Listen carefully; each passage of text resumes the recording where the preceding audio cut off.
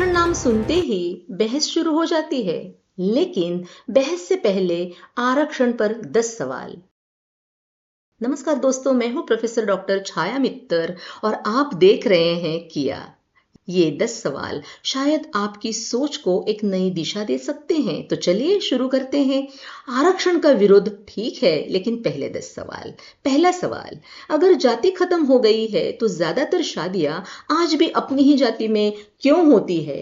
दूसरा सवाल, अगर आरक्षण आने से पहले जिसके ज्यादा मार्क्स उसी को आगे बढ़ने का मौका मिलता था, तो फिर हर जाति को बराबरी का मौका क्यों नहीं दिया गया? तीसरा सवाल, क्या ईडब्ल्यूएस रिजर्वेशन शुरू होने से पहले पूरे देश में कोई बड़ा आंदोलन हुआ था? और अगर आरक्षण का विरोध है तो ईडब्ल्यूएस आरक्षण का विरोध क्यों नहीं? चौथा सवाल, एक बच्चे को लाखों की कोचिंग, दूसरे को सिर्फ सरकारी स्कूल, फिर दोनों की तुलना बराबर कैसे हो सकती है?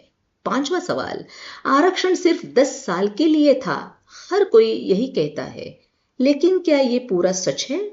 छठा सवाल, टैलेंट ही सब कुछ है तो प्राइवेट सेक्टर जहां रिजर्वेशन नहीं होता, वहां भारत हर फील्ड में टॉप पर क्यों नहीं? सातवां सवाल, जब कोई स्टूडेंट रिजर्वेशन के साथ एडमिशन या गवर्नमेंट जॉब लेने जाता है तो सबसे पहले पूछते हैं मार्क्स कितने हैं, लेकिन मैनेजमेंट कोटा, डोनेशन या रिकमेंडेशन वालों से क्या यही सवाल पूछा जाता है? आठवां सवाल, आरक्षण से क्वालिटी गिरती है, यह बात अक्सर कही जाती है, लेकिन उसका सबूत कहां है? और क्या यही सवाल ईडब्ल्यूएस रिजर्वेशन पर भी उठाया जाता है? नौवां सवाल, जब कोई बराबरी की बात करे तो लोग कहते हैं ये तो जातिवाद है, लेकिन अगर आज भी हर जाति को बराबर मौका नहीं मिला तो क्या वो जातिवाद नहीं? और 10वां सवाल, अगर सबको बराबर मौका मिल चुका है तो फिर जाति जनगणना से डर क्यों? सच्चाई सामने आने दो, पता चल जाएगा कौन आगे है और कौन अभी भी पीछे क्यों है। सवाल संविधान से, जवाब समाज से।